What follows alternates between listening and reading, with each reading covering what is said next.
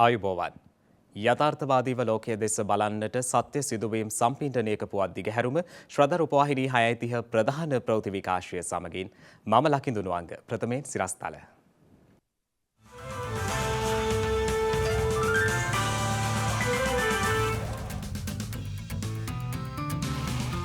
පාරිභෝගිකයෙකු සඳහා දිනකට භූමි තෙල් නිකුත් කිරීම ලීටර් 5ක් දක්වා සීමා කෙරේ. එක් පාරිභෝගික මහතෙකුට නිකුත් කළ හැකි උපරිම ප්‍රමාණය ලීටර් 5ක්. ක්ෂේත්‍ර රැසක වෘත්තීය සමිති රාජකාරී කටයුතු වලින් ඉවත් වෙයි.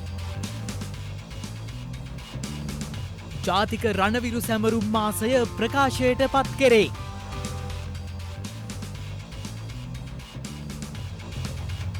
වාර්තා වූ කොවිඩ් මරණමෙන් 3 ගුණයක් මරණ සිදුව ඇති බවට ලෝක සෞඛ්‍ය සංවිධානයෙන් ප්‍රකාශයක්.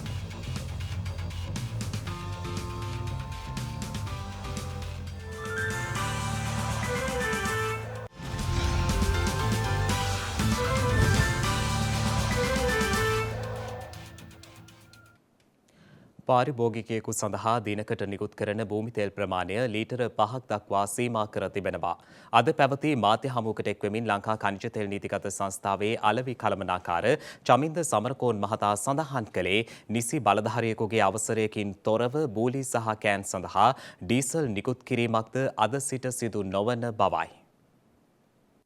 අද අපි චක්‍රලේඛ ලිපියක් මගින් දිවයින පුරා සියලුම ඉන්ධනහල් බෙදුම්කරුවන් වෙත දැනුම් දීමක් කළා. ලංකා භූමි තෙල් නිකුත් කිරීමේදී එක් පාරිභෝගික මහතෙකුට නිකුත් කළ හැකි උපරිම ප්‍රමාණය ලීටර් 5ක් බවට. ඊට වඩා වැඩි ප්‍රමාණයක් නිකුත් කිරීමට කිසිදු අවසරයක් ඉන්ධන පෙරමුම් මහල් වලට අද දින සිට ලැබෙන්නේ නැහැ. ධීවර හා ජල සම්පත් දෙපාර්තමේන්තුවේ ලිඛිත අවසරයක් මත ඒ අවශ්‍ය කරන ඉන්ධන ප්‍රමාණය නිකුත් කිරීමට කිසිදු බාධාවක් නැහැ. ඒ සඳහා ඉන්ධන පෙරමුම් මහල් හිමිකරුවන් කටයුතු කරන්න ඕනේ අද දින සිට. කිසියම් ආකාරයකින් එම උපදෙස් වලට පටහැනිව කිසියම් ඉන්ධන පෙරමුම් මහලක් කටයුතු කරනවා නම් අප තාම ඍජුවම තීරණය කරලා තිබෙනවා ඒ ඉන්ධන පෙරමුම් මහල් වල බලපත්‍ර අහෝසි කිරීම සඳහා. ඒ වගේම ඩීසල් සහ පෙට්‍රල් කෑන් වලට බෝලි වලට සහ වෙනත් වාජන වලට පසුගිය කාලේ නිකුත් කළ අපිට වාර්තා වුණා. අපි ඒ අවස්ථාවේ දැනුවත් කිරීමක් කළා ලිඛිතව සියලුම බෙදුම්කරුවන් ඒ ආකාරයේ කටයුතු කරන්න එපා කියලා. නමුත් ඇතැම් කර්මාන්ත සඳහා ඩීසල් වගේ ඉන්ධන අවශ්‍ය වෙනවා. ඒ නිසා අපි ක්‍රමවේදයක් හදලා තිබෙනවා. දිස්ත්‍රික් ලේකම්වරුන් සහ ප්‍රාදේශීය ලේකම්වරුන්ගේ නිර්දේශ මත ඒ කර්මාන්තය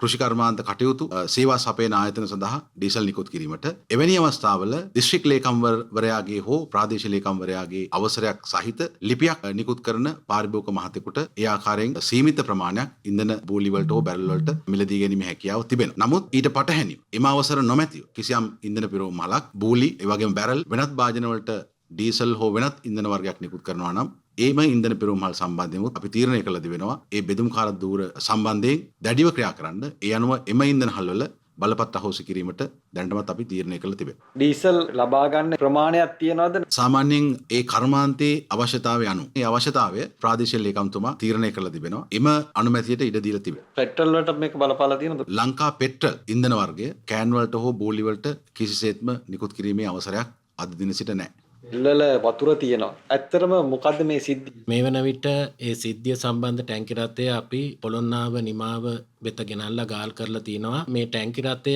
ඊයේ ඉන්ධන පෙරමුම්හල් 3කට තමයි ඉන්ධන ප්‍රවාහනය කරලා තින්නේ. මේ සිදුවීම වුණ පෙරමුම්හලට රැගෙන යාමට ප්‍රථම තවත් දඹදෙනිය ප්‍රදේශයේම ඉන්ධන පිරවුම්හල් දෙකකට 92 ඔක්ටේන් පෙට්‍රල් බාලා එම පිරවුම්හල් දෙකේ කිසිම ගැටලුවක් වෙලා නැහැ. මේ සිද්ධිය සම්බන්ධයෙන් පුළුල් පරීක්ෂණයක් මේ සම්බන්ධයෙන් දැනටමත් සිදු කරගෙන යනවා.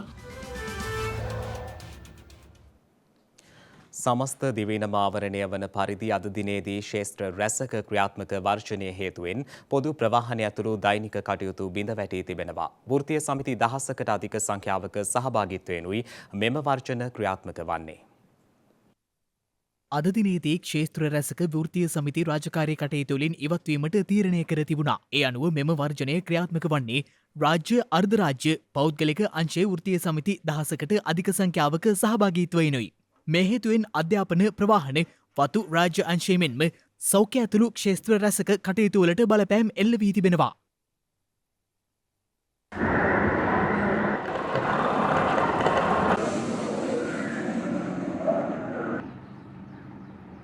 පෞද්ගලික බස් සංගම්ද ඊයේ මධ්‍යම රාත්‍රියේ සිට බස් රථ ධාවනයෙන් එවත්ව සිටින බවටයි ලංකා පෞද්ගලික බස් හිමියන්ගේ සංගමේ සභාපති ගැමුණු විජේරත්න මහතා සඳහන් කළේ. එමෙන්ම දුම්රිය ගමනාගමන නියෝජ්‍ය සාමාන්‍ය අධිකාරී ගාමිණී සෙනවිරත්න මහතා ඊයේ සඳහන් කළේ දුම්රිය දෙපාර්තමේන්තුවේ දුම්රිය නියාමක රියදුරු ඇතුළු ප්‍රධාන වෘත්තීය සමිති වර්ජනයට සහාය නොදක්වන බැවින් අදට නියමිත දෛනික දුම්රිය ගමන් වාර 275 අවලංගු කිරීමකින් තොරව ධාවනය කිරීමට අපේක්ෂා කරන බවයි. මේ අතර ගුරු විදුහල්පති හා ගුරු උපදේශකවරුන්ද මෙම වර්ජන ක්‍රියාමාර්ගයට සහාය පළ කරන බව ගුරු සංගම් ප්‍රකාශ කළා. එමෙන්ම සමස්ත ලංකා අන්තර් පළාත් පාසල් ළමුන් ප්‍රවාහන සංගමේ සභාපති රුවන් ප්‍රසාද් මහතා සඳහන් කළේ පාසල් විභාග පැවැත්වෙන බැවින් තම සංගමේ වර්ජනයට එක් නොවන බවයි. මේ අතර රජයේ හා පෞද්ගලික බැංකු වර්ජනයේ නිරත වන බව ලංකා බැංකු සේවකයන්ගේ සංගමය සඳහන් කළා. ඊට අමතරව දිවයිනේ ආර්ථික මධ්‍යස්ථානද අද දින අක්‍රියව තිබෙනු දක්නට ලැබුණු බවයි අප වාර්තාකරුවන් සඳහන් කළේ. මේ අතර විරෝධතා සහ උද්ඝෝෂණ අතරතුර ප්‍රචණ්ඩකාරී මෙන්ම කලාකාරී හැසිරීම් දක්වන පිරිස වෙනුවෙන් නීතිය ක්‍රියාත්මක කිරීමට සිදුවන බව ජ්‍යෙෂ්ඨ නියෝජ්‍ය පොලිස්පති අජිත් රෝහණ මහතා පවසනවා. ඕනෑම කෙනෙකුට සාමකාමී උද්ඝෝෂණ ව්‍යාපාර පැවැත්වීමට අයිතියක් තිබෙනවා, ඒ වගේම හැකියාවක් තිබෙනවා. අපගේ ආණ්ඩුක්‍රම ව්‍යවස්ථාවේ 14 වෙනි ව්‍යවස්ථාවෙන් භාෂණයේ, ප්‍රකාශනයේ සහ අදහස් ප්‍රකාශ කිරීමේ නිදහස තහවුරු කර තිබෙනවා. එම ආණ්ඩුක්‍රම ව්‍යවස්ථාවෙන් තහවුරු කර ඇති අයිතීන්ට ගරු කරමින් කටයුතු කරන ලෙසට සියලු පොලිස් නිලධාරීන් දැනුවත් කර තිබෙනවා. කෙසේ වෙතත් ඊට පරිබාහිරව යම් කෙනෙක් ප්‍රචණ්ඩකාරී, කලහකාරී, කරදරකාරී ලෙස හැසිරීමක් සිදු කරන්නේ නම් එවැනි අවස්ථාවකදී නීතිය ක්‍රියාත්මක කිරීමට ශ්‍රී ලංකා පොලිසියට සිදු වෙනවා. ඒ නිසා විශේෂයෙන්ම උද්ඝෝෂණ වලට සහභාගී වන අයගෙන් ඒ වගේම මෙම කණ්ඩායම් වලින් අපි කාරුණිකව ඉල්ලා සිටිනවා සාමකාමී උද්ඝෝෂණ ව්‍යාපාර පවත්වන ලෙසට, ඒ වගේම කලහකාරී, ප්‍රචණ්ඩකාරී ක්‍රියාවලින් වැළකී එම උද්ඝෝෂණ ව්‍යාපාර පවත්වන ලෙසට. අගෝස්තු මාස පළමු වනදා වන විට අවශ්‍ය සියලු ఔෂධ තොග මෙරටට ලැබීමට නියමිත බව සෞඛ්‍ය අමාත්‍ය මහාචාර්ය චන්න ජයසුමන මහතා පවසනවා. ඒ මහතා සඳහන් කළේ එතෙක් මෙරට යම් ඖෂධ හිඟ තත්ත්වයක් ඇතිවිය හැකි අතර එය අවම කිරීමට අවශ්‍ය පියවර මේ වන විට ගෙන ඇති බවයි. ඖෂධ ගත්තොත් එහෙම අපේ රටේ ප්‍රධාන කාණ්ඩ තුනකට අපි වෙන් කරලා තියෙනවා. ජීවිතාරක්ෂක ඖෂධ, අත්‍යවශ්‍ය ඖෂධ සහ අත්‍යවශ්‍ය නොවන ඖෂධ හැටියට. ජීවිතාරක්ෂක ඖෂධ life saving drugs වර්ග 14ක් තියෙනවා. මේ 14න් දැනට අපිට එකක් නැහැ. නමුත් ඒ වෙනුවට යොදා ගන්න පුළුවන් අපි සතුව තියෙනවා. අත්‍යවශ්‍ය ඖෂධ ගත්තොත් 646ක් අපේ ලැයිස්තුවේ තියෙනවා. ඉන් 48ක් අප සතුව නැහැ. ඒ වගේම අත්‍යවශ්‍ය නොවන ඖෂධ 485න් 49ක් රෝහල් පද්ධතිය තුල නැහැ. ගොඩක් වෙලාවට අපි දකින්නේ මධ්‍යම සැපයුම් එකකේ නැති වෙන ප්‍රමාණය. හැබැයි මධ්‍යම සැපයුම් එකකේ නැති වුණාට රට පුරා රෝහල් පද්ධතිය තුල මේ ඖෂධය තියෙනවා. එතකොට එක රෝහලක නැති වුණොත් අපි ගොඩක් වෙලාවට කරන්නේ තියෙන තැනකින් ඒක නැවත ලබා දීමක් සිදු කරනවා. මට පැහැදිලි ලෙසම කියන්න පුළුවන් අගෝස්තු මාසේ පළවෙනිදා වෙනකොට මේ සියලුම ඖෂධ සහ ශල්‍ය උපකරණ අපිට ලැබීමට නියමිතයි මේ විවෘත කරන ලද ණයවර ලිපි සහ මේ ලැබෙන ආධාරත් ඔස්සේ. ඒක නිසා අපිට මේ ඉදිරියට එන මාස 3ක කාලේ තමයි ප්‍රධාන වශයෙන්ම අභියෝගය තියෙන්නේ. එය අප කළමනාකරණය කර ගැනීම සඳහා කටයුතු යොදලා තියෙනවා. ඊට අමතරව ශල්‍ය කර්ම නැවතීලා තියෙනවා කියලා ලොකු රාවයක් යනවා. මේකේ தත්ත්වය ඇත්තටම ශල්‍ය කර්ම සිදු කරන සියලුම රෝහල් වල කමිටු හදලා තියෙනවා මේ தත්ත්වයට මුහුණ දීම සඳහා.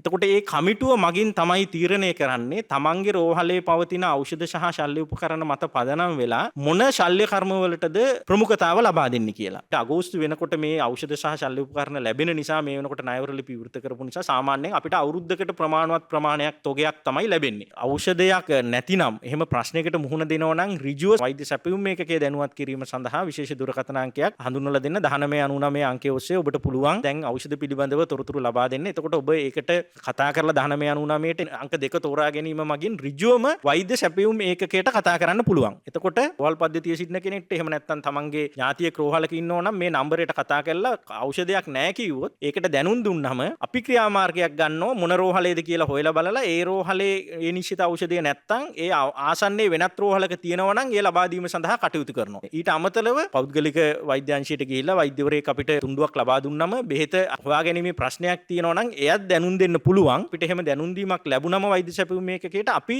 ඔසුසල් හිමියන්ගේ සංගමයට දැනුම් දෙනවා මෙන්න මේ බෙහෙත මේ ස්ථානයේ මේ කියන කෙනාට හොයාගන්න අමාරුයි කියලා. එතකොට ඔවුන් ඒ ආසන්නයෙන් ඒ බෙහෙත හොයාගන්න පුළුවන් තැන කොතනද කොතනද කියන කාරණයට උදව් කරන්න ඉදිරිපත් වෙලා සිටිනවා. ඒත් එක්කම අපි විශේෂයෙන්ම ඉල්ලීමක් කරනවා යෙළුම් විශේෂඥ වෛද්‍යවරුන්ගෙන් ඒ ඖෂධීය නාමෙන් ලියන්න තමන්ගේ බෙහෙත් තුණ්ඩුව වෙළඳ නාමය පාවිච්චි කරන්න එපා. මොකද විශේෂයෙන්ම ඔබ ලියන්නේ වෙළඳ නාමයෙන් වුණොත් එහෙම ඒ රෝගියා හරි රෝගියාගේ පවුල් වල හිතන්නේ මේ බෙහෙත සම්පූර්ණයෙන් නැහැ කියලා ෆාමසි එකේ. නමුත් ඔබ එහි ඖෂධීය නමින් ලිව්වොත් එහෙම ඒ වෙළඳ නාම මොකක් වුණත් ඒ ඖෂධය ලබා ගැනීමේ හැකියාවක් තියෙනවා.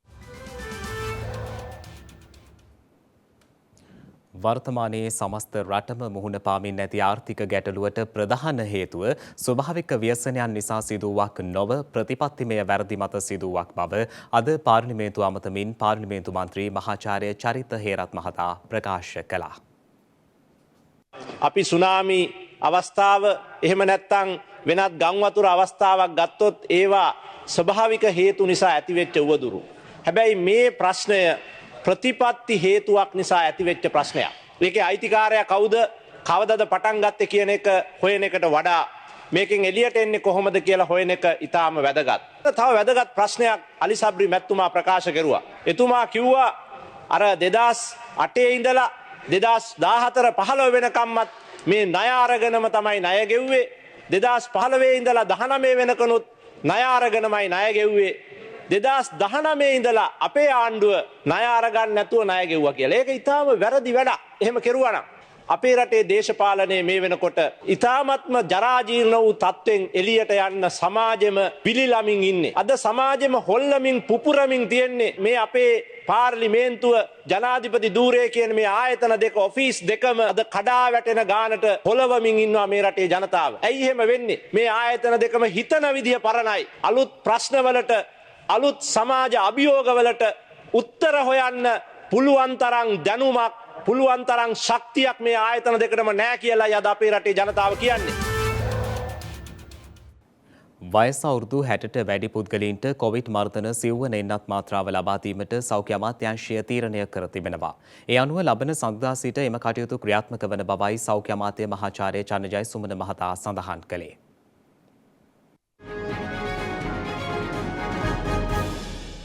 ඊයේ මෙරටින් දෛනික කොවිඩ් ආසාදිතයින් 34ක් වාර්තා වුණා. ඒ මෙරට සමස්ත කොවිඩ් ආසාදිතින් සංඛ්‍යාව 6,63,503ක් දක්වා ඉහළ නංවමින් මේ අතර ඊයේ මෙරටින් කිසිදු කොවිඩ් ආසාදිත මරණයක් වාර්තා වී නැහැ. ඒ අනුව මේ වන විට මෙරටින් වාර්තා වන සමස්ත කොවිඩ් ආසාදිත මරණ සංඛ්‍යාව 16,507ක් ලෙසයි දැක්ුණේ. මේ අතර වයස අවුරුදු 60ට වැඩි පුද්ගලයින්ට කොවිඩ් මර්ධන සිව්වැනි එන්නත් මාත්‍රාව ලබා දීමට සෞඛ්‍ය අමාත්‍යාංශය තීරණය කර තිබෙනවා. වසංගත රෝග විද්‍යා ඒකකය තීරණය කරලා තියෙනවා COVID-19 රෝගයට අදාළව 4 වෙනි එන්නත් මාත්‍රාව ලබා දීම සඳහා. ඒ කියන්නේ දෙවෙනි බූස්ටර් ඩෝස් එක. ඒ අනුව අවුරුදු 60ට වැඩි සියලු දෙනාටම 4 වෙනි මාත්‍රාවක් COVID-19 රෝගයට ලබා දීම සඳහා නිර්දේශ ලැබිලා තියෙනවා. ඒ අනුව අපි බලාපොරොත්තු වෙනවා ලබන සඳුදා දිනේ ඉඳන් මේ වැඩපිළිවෙල දියත් කරන්න. ඒත් එක්කම අවුරුදු 20ත් 60ත් අතර කාණ්ඩේ ඌන ප්‍රතිශක්තිය තියෙන අයට ඒ වගේම විවිධ නිදන්ගත ආබාධ තියෙන අයටත් මේ අනිවාර්යයෙන්ම ගන්න කියලා නිර්දේශ කරලා තියෙනවා. අවුරුදු 20ත් 60ත් අතර කාණ්ඩේ අපි බලකිරීමක් කරන්නේ නැහැ. කෙනෙක් කැමති නම් ඔහුට අයට 4 වෙනි මාත්‍රාව ලබා ගන්න පුළුවන්කම තියෙනවා. හැබැයි 3 වෙනි මාත්‍රාව අරගෙන අඩුම ගානේ මාස 3ක් කල් ගත වෙලා තියෙනවා. ඒ වගේම අවුරුදු 12ත් 16ත් අතර පාසල් යන වයසේ ඉන්න දරුවන්ට අපි පළවෙනි මාත්‍රාව මේ වෙනකොට ලබා දීලා තියෙනවා.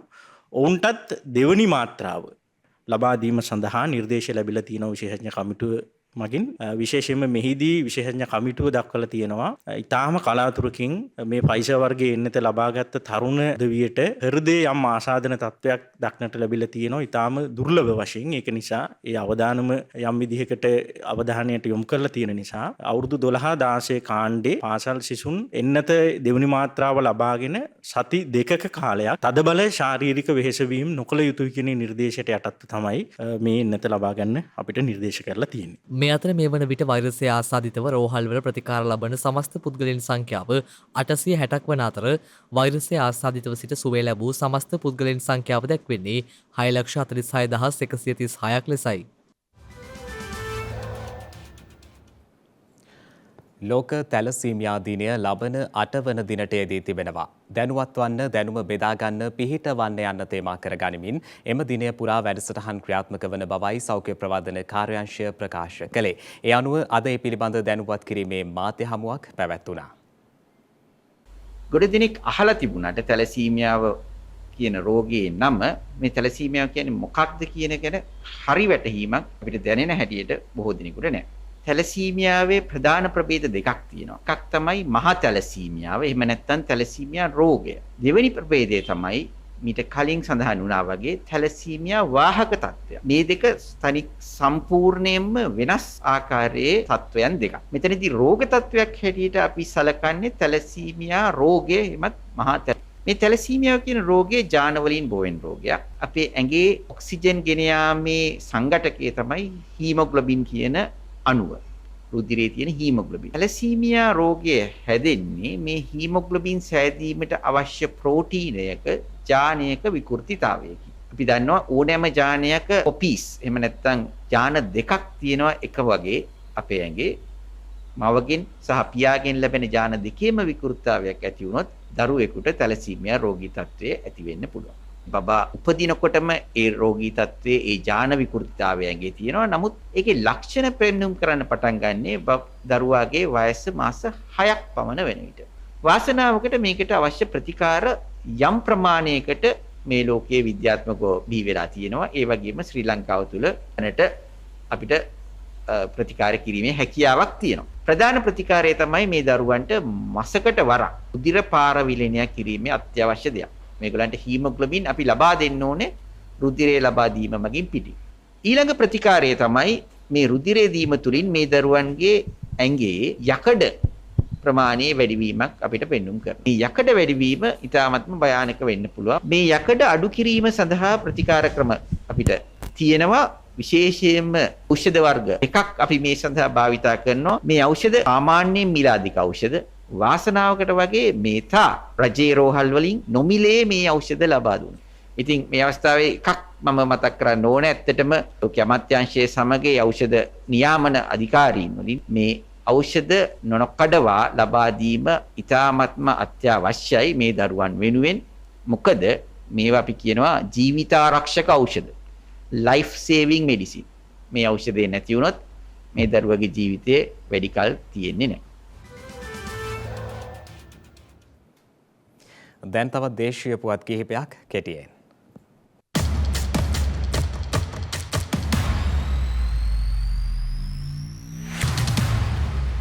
දිවයිනේ බොහෝ ප්‍රදේශවල සවස් කාලයේ හෝ රාත්‍රී කාලයේදී වැසි හෝ ගිගුරුම් සහිත වැසි ඇතිවන බව කාලගුණ විද්‍යා දෙපාර්තමේන්තුව නිවේදනය කර තිබෙනවා. එම දෙපාර්තමේන්තුව අද උදෑසන නිකුත් කළ නිවේදනයේ දැක්වෙන්නේ ඇතැම් ස්ථානවලට මිලිමීටර 50ට වැඩි තරමක තද වැසි ඇතිවිය හැකි බවයි. බස්නාහිර සහ සබරගමුව පළාත්වලත් ගාල්ල සහ මාතර දිස්ත්‍රික්කවලත් උදෑසන කාලයේදී වැසි හෝ ගිගුරුම් සහිත වැසි අපේක්ෂිතයි. මේ අතර දිවයිනේ නිරිත දිග කොටසට මේ දිනවල තරමක වැඩි වර්ෂාපතනයක් ලැබීමට හේතුව අන්දමන් දූපත ආශ්‍රිතව පවතින කැළඹිලි සහගත තත්ත්වයේ බවයි කාලගුණ විද්‍යා දෙපාර්තමේන්තුවේ අධ්‍යක්ෂ ජෙනරාල් අතුල කරුණානායක මහතා සඳහන් කළේ. ගිගුරුම් සහිත වැසි සමග ඇතිවිය හැකි තාවකාලික තද සුළං වලින් සහ අකුණු මගින් සිදුවන අනතුරු අවම කර ගැනීමට අවශ්‍ය පියවර ගන්නා ලෙස කාලගුණ විද්‍යා දෙපාර්තමේන්තුව ජනතාව වෙත දැනුම් දී තිබෙනවා.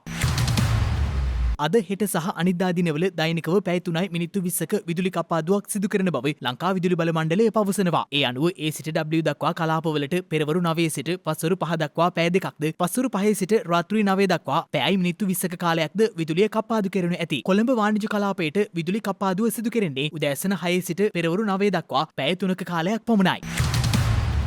රණවිරු සැමරුම් මාසය ප්‍රකාශයට පත් කරමින් ජාතික රණවිරු කොඩිය ජනාධිපති ගෝඨාභය රාජපක්ෂ මහතා වෙත පැළඳවීම අද පෙරවරුවේ ජනාධිපති මන්දිරයේදී සිදු වූ බවයි ජනාධිපති මාධ්‍යංශය නිවේදනය කළේ. එහිදී රණවිරු සේවා අධිකාරියේ සභාපති විශ්‍රාමික මේජර් ජෙනරාල් නන්දන සේනාධීර මහතා විසින් ප්‍රථම රණවිරු කොඩිය ජනාධිපතිවරයා වෙත පළඳවනු ලැබුවා. ජනාධිපතිවරයාට ජාතික රණවිරු කොඩිය පැළඳ වූ දින සිට රණවිරු සැමරුම් මාසය ආරම්භන අතර දශක 3කට අධික කාලයක් පැවති ත්‍රස්තවාදය නිමා කර නිදහස් නිවහල් දේශයක් වෙනුවෙන් කැප වූ අභීත රණවිරුවන් අනුස්මරණය කරමින් රණවිරු මාසය සමරනවා. ආරක්ෂක රාජ්‍ය අමාත්‍ය මහාචාර්ය ජී.එල්. පීරිස් රණවිරු සේවා අධිකාරියේ අධ්‍යක්ෂ විශ්‍රාමික මේජර් ජෙනරාල් කිත්සිරි ඒකනායක යන මහත්වරු ඇතුළු පිරිසක් එම අවස්ථාවට එක්ව සිටි බවයි ජනාධිපති මාධ්‍යංශය සඳහන් කළේ.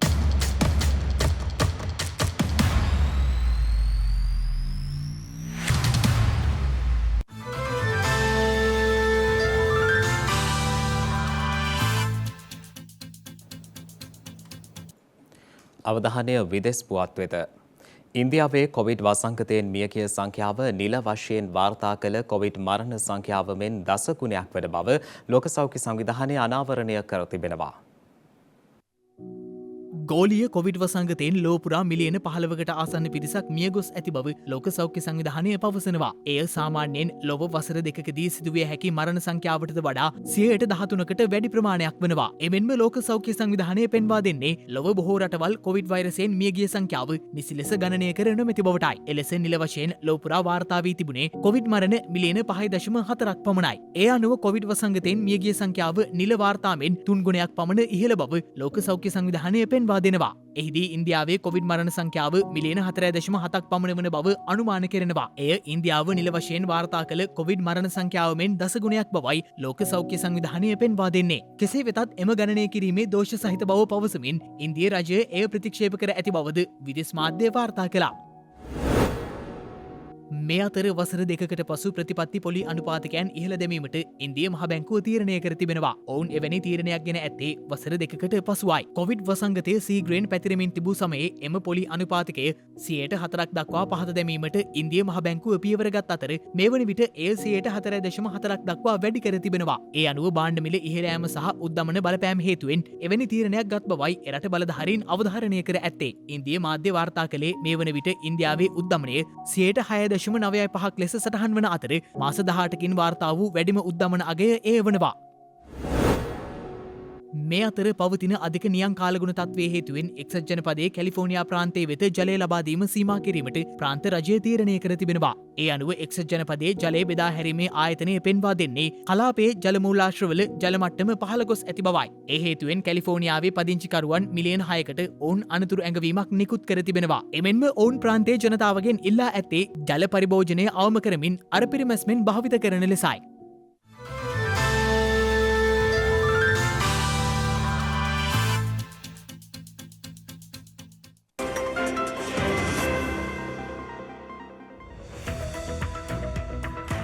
හෙට මැයි 7 වැනිදා. මෑත කාලින ලංකා ඉතිහාසයේ ජනප්‍රවාද රැසකට මුල් වූ උතුවන් කන්දේ සරදියෙල් බ්‍රිතාන්‍යයන් විසින් එල්ලා මරා දමා ඇත්තේ 1864 වසරේ මැයි මස 7 වන දිනයි. අම්බලන්ගොඩ සිට ගාල දක්වා වූ මුහුදු බඩ දුම්රිය මාර්ගයේ විවෘත කර ඇත්තේ 1894 වසරේ මැයි මස 7 වන දිනයි. අනගාරික ධර්මපාලතුමාගේ සංකල්පයකට අනුව සිංහල බෞද්ධයා පුවත්පත ආරම්භ කර ඇත්තේ 1906 වසරේ මැයි මස 7 වන දිනයි.